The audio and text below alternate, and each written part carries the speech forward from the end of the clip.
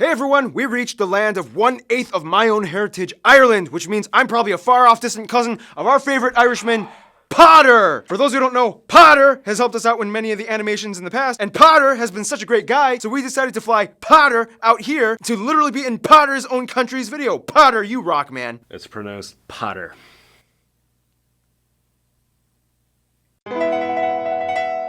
It's time to learn geography. No! Too late. I've been calling you Peadar for like 2 years now. I'm not changing my mind. Anyway, we've reached Ireland! And I'm here to correct him if he gets anything wrong. So don't worry, lads. Yeah, that is so true, Peadar. So that's what that feels like.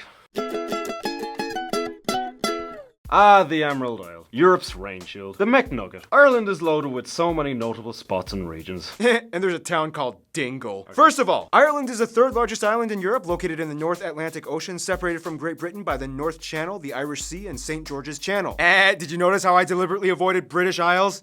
Yeah, good call. Now, here's where things get a little confusing. Ireland's subdivisions. Let's just get it over with quick and fast. So when discussing the independent sovereign state, most people are referring to the Republic of Ireland, which makes up these 5/6 of the island, and unless mentioned otherwise, this is the Ireland we'll be mostly discussing in this episode. To this day, the last fifth northern part of Ireland here is actually part of the UK, and it doesn't even quite know exactly what to label itself. Some call it a province, some say it's a region, some say it's a constituent country, but the point is, the UK holds on to it. Which, as you can imagine, has created some interesting feelings in the past with the Irish. It's weird though, because the people here can choose their own citizenship, be it British, Irish, or both. On the west side, the North Ireland border just juts into the farmlands, ending at a small village called Manger, and provides a 7-kilometer wide corridor to the town of Bundoran for the rest of the Republic to enter into Donegal County. And then you have the strange Penne Enclave right across the Finn River, with only a 1/10 of a kilometre wide entrance that Ireland grabbed and is still part of Monaghan County. This, in return, gave a small exclave to the UK, an unnamed patch of land with only 3 small farming homes. The only way to get in besides swimming across the river would be by taking the most name-switched international road on the island, the Irish N54, which turns into the A3 highway once you cross into Northern Ireland. Then it switches back into the N54 once you cross into the exclave. Then it reverts back to the A3 again for about 2 kilometers, and then back to the N54 once you cross back into the Republic of Ireland. So literally, it's like Irish, British, Irish, British, Irish. Or as I like to call it, my dating life.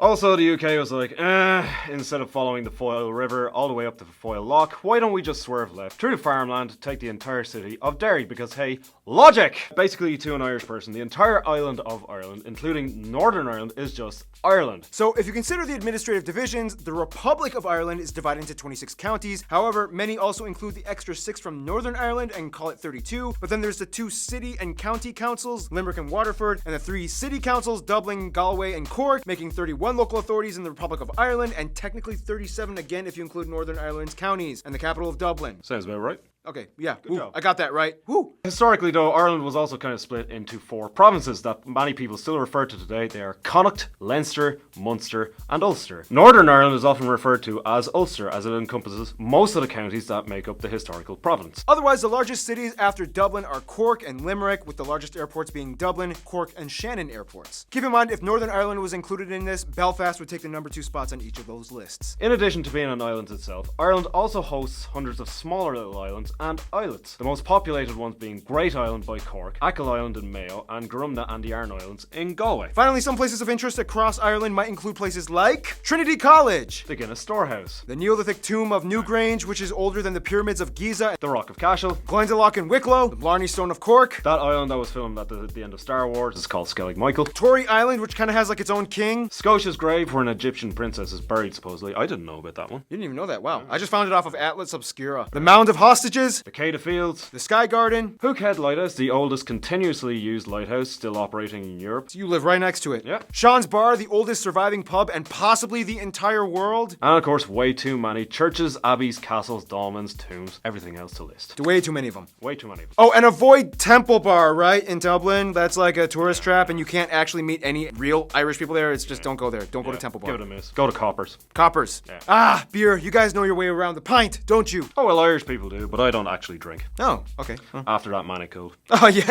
Huh? Ireland is very green. The end. Alright, so there's a little bit more to it than that. Ireland is a post-glacial carved mineral and sandstone island with about 12 small mountain ranges, the majority of which are located in the north, west, and south. You'll notice looking at the map that the east coast of Ireland seems to be relatively smooth and straight, whereas the west coast of Ireland seems to be all choppy and serrated with inlets and peninsulas. Almost like if you took a ball of clay and just spread it across a flat surface in one direction. One direction. Anyway, the tallest peak is Mount Carntool at about 1,000 metres. And the longest and most important river being the River Shannon. And a large lake on the entire island being Loch Ness in Northern Ireland. However, if we're talking about the Republic of Ireland, the largest would be Loch Corrib in West Galway. The west side is also home to the most notable natural landmark, the Cliffs of Moher, that rise about 120 meters straight up from the ocean. Otherwise, you have the Sleevely Cliff a bit further up north, and in the UK's Northern Ireland, you have the Giant's Causeway, a series of hexagonal volcanic plug steps that just jut into the ocean side. I love how you say that. Hexagonal. Hexagonal. Hexagonal. Now, despite being located fairly north in latitude, Ireland actually experiences a strange weather phenomena in which it actually kind of acts like a rain shield for the UK. It takes all the warm air released by the North Atlantic Gulf Stream that starts all the way from the Caribbean. This means that although Ireland is on the same relative latitude as Newfoundland, Canada, they remain about 9 degrees Celsius or about 17 degrees Fahrenheit warmer, rarely reaching the freezing point, which in return means they hardly ever get snow. However, that again in return means Ireland gets a ton of rain. Like seriously, over half the year is drenched. You only get like 2 months of sunshine and then it's back to the downpour. I mean, wouldn't that make you guys like kind of depressed? Why do you think drinking's a thing in Ireland? Speaking of which, the abundance of rain allows Ireland to actually flourish in flora and agriculture, giving it its trademark green colour. Common crops being spuds, sugar beets, and grains like barley, oats and wheat, which as you can imagine has a large portion that goes towards Ireland's most famous product, beer. Beer! Ireland without beer is like Mexico without tacos, Koreans without kimchi, Argentinians without salsa, Bob Saget without his telekinetic laser vision. Yeah, beer culture is such an integral part of being Irish that even priests and nuns get in on the action and share a pint of Guinness. Which, by the way, the Bible never condemns alcohol, just drunkenness, so know your limits. Yeah, we go to confessional a lot. Otherwise, some top notable Irish dishes might include things like Box tea, potato bread, brown soda bread, bacon and cabbage, too many stews to list like coddle and Irish stew, black pudding, oysters and Guinness. And overall you can find potatoes cooked in various ways with like everything. In addition, Ireland is also the perfect habitat for about 26 species of mammals like the red fox, European hedgehog, the stoat, pygmy shrew, and badger, and the one land reptile that is native to the country, the viviparous lizard. Speaking of which, no, the story of St. Patrick driving all the snakes out of Ireland was probably not true. Ireland most likely never had snakes due to its geographic isolation from the rest of Europe, and also St. Patrick probably wasn't Irish, he was Welsh. Yeah, lots of misconceptions when it comes to Irish people. Which brings us to... Hey, so Peadar, Peadar. So what does it mean to be Irish? Oh, we're all about the crack in Ireland, so we are. Yeah, crack. What? Crack? Crack every day and night of the week. We love the crack, so I do. DA, freeze, hands work, see them. Common misconception. See, we're not actually talking about drugs, we're talking about... Resisting arrest! We're not... First of all, Ireland has about 4.8 million people, over 6 million if you include Northern Ireland, and has the highest birth rate in the EU. About 83% of the country identifies as ethnically Irish, whereas about 9.5% are white of other nationalities, whereas the remainder of the country is other groups like Asians, blacks, and who knows, probably some magical wizards or something. So the country uses the euro as their currency, they also use the Type G plug outlet, and they drive on the left side of the road. Now, thanks to modern media, everyone probably has at least a little bit of exposure to the stereotypical Irish culture one way or another. You know, like Riverdance or Leprechauns or river dancing leprechauns. But there's an entire world to the deep-rooted Irish identity. First of all, the language. Technically, Ireland, or at least the Republic of Ireland, is a bilingual country that uses both Irish and English, although English is used far more often than Irish ever is. The Irish language is related to other Celtic-based languages spoken in Scotland, Wales, and to some extent, Brittany in France. Just when you thought you were safe after the Iceland episode, Irish comes along and suddenly M and H make a V sound, D and H make a G or Y sound, B, H, and F sometimes make like a W sound. Alright, Paul, let's see you take a shot at saying these words. Alright. R-I-I-G-late. Nope, R-I-glat, it means go on. Tavatak. Nice try. It's talk-duck, it means important. Letras. Nah, letters, it means toilet. Feilnacht. Actually, that was just one I made up. But nice try.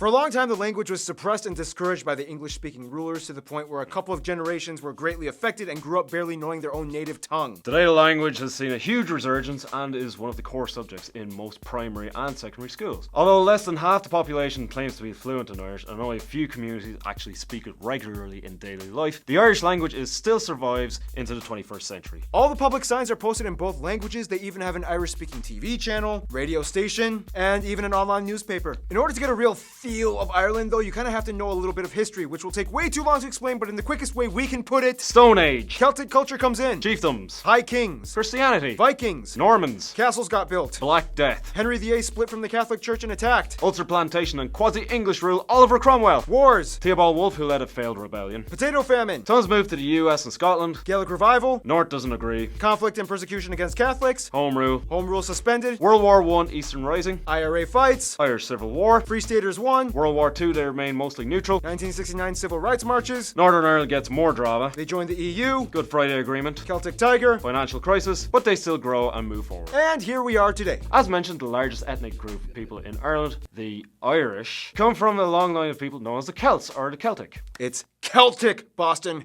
Celtic! Not Celtic. Thousands of years ago, the Celts roamed all across continental Europe. However, the rise of empires and warring people groups kind of pushed them all the way west into the Isles. And the Celts had an incredibly complex system of tribes or clans and families that dominated certain regions with their own chiefs and kings. This is partially why so many people in Ireland have Mech, or the almost exclusively Irish use O prefixes in their last names, which translates to son or descendant. Prior to Christianity, Celts were primarily farmers and cattle herders with pagan and druid roots. With some controversial practices recorded by the Romans. Christianity came in and then Catholicism played a huge role even to this day. However, certain ancient traditions still lived on, like the festival of Samhain. Sound. Really? What? I thought M and H make a V sound. Nah, it depends. Sometimes it does, sometimes it doesn't. Ugh, your language. Sound later became known as Halloween, which became popularized and is celebrated all across the world today. However, originally they used to use turnip lanterns, not pumpkins. Folklore and tradition is strong. We've all heard of leprechauns, but there's also Fionn McCool and the Fianna of the Fenian cycle, Cuchulainn the Hound, Deirdre and Grania, similar to the Princess Isolde and Tristan in Arthurian legend, and so much more. And the two most popular sports, which are almost never played anywhere else in the world, Gaelic football and hurling. Oh yeah, that's like a Irish Quidditch or something, right? Yeah. Don't call it Quidditch. Oh yeah, this is a hurl. Oh wow, that's pretty cool. How do you play with that? Why don't we ask Jason Statham? Speaking of which, there is no universal Irish accent. You get different dialects from different regions. For example, oh, this tosser thinks he's great. Now he's on YouTube. I'll wrap this hole round his neck. Big fat head on him. Well, I came home on a Monday night as drunk could be. I don't know who you are or where you are. And I will find you and return this wallet. Dude, thank God you came here because I would have offended the entire country and gotten stabbed within hours of upload if I attempted that. Oh, yeah. Otherwise, some famous people of Irish descent might include people like Oscar Wilde, James Joyce, Bram Stoker, Samuel Beckett, chemist Robert Boyle, Graham Norton, Terry Wogan, the Irish PewDiePie guy, U2 and Bono, The Script, the Dubliners, Phil Lynott, whom I incorrectly referred to as Philly Knott in the Guyana episode. Sorry about that. the Cranberries, Enya, Hosier, the Rubber Bandits, the dude from One Direction, Colin Farrell, Cillian Murphy, Brendan Gleeson, Saoirse Ronan. I got that! Nail it, Maureen O'Hara, Richard Harris, and Northern Ireland, Liam Neeson. and Michael Fassbender is half Irish, so I guess it kind of counts. Yeah, some guy called Conor McGregor. Yeah, Conor McGregor. Oh, and according to that one Malaysian guy from Flag Friday, Westlife and Boyzone. Otherwise, we could go on and on about the rich, complex layers of music, dance, literature, symbolism, artifacts, traditions, festivals, clothing, customs, and legends, but that would take way too long, and if you want to know more, just watch any episode of Fair City or Father Ted. Or you could just talk to an Irish person as well.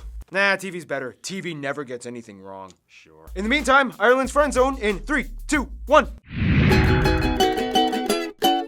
No matter where you find them in this world, you know you're going to be lucky when you find an Irishman. First of all, as an EU member state, Ireland has strong ties to many of their continental neighbours, specifically the Catholic countries, like France and Spain. The French and the Irish have a long history of joining up in the squabbles against the British. And about 60% of students in secondary school learn French. Spain is not only close and does good business, but it's also the #1 tourist destination for the Irish, as about a quarter of their entire population visits at least once a year. Surprisingly, the Lithuanians have been flocking to Ireland since the 90s, after the collapse of the Soviet Union. Union and make up the third largest immigrant group after the British and the Polish. But keep in mind, the Polish, they like go everywhere, so it's no shocker. I mean, remember how they made up like 8% of Iceland's population? Now, despite the past drama, Ireland gets along pretty well with the UK. A lot of their imports come from them, and the Irish are an almost integral part of the common British atmosphere, as so many of them live there. And nonetheless, the best friends of Ireland would actually probably be Scotland in the UK and the USA. Scots and the Irish are Celtic brothers that have shared cultures since the beginning, as well as some of the same strifes and struggles. Tons of Irish moved to Liverpool after the potato famine and were generally welcomed by their cousins. I mean, horrible accents aside, have you seen that one scene in Braveheart where the Irish mercenaries backstabbed the British and joined their Scottish cousins? Yeah, like that, right? Yep. Yeah. The USA, though, is like their favourite younger cousin, who is a lot bigger and stronger. Not only do about 30% of their exports go to the US, but after the potato famine, hundreds of thousands of Irish came flocking into Ellis Island, and to this day, about 35 million Americans claim to have either partial or full Irish heritage. The largest concentrations on the East Coast in New England. That's about 7 times the population of Ireland itself. It even got to me somehow. Thank you, Grandpa I never met. In conclusion, I'm actually gonna give this to you, man.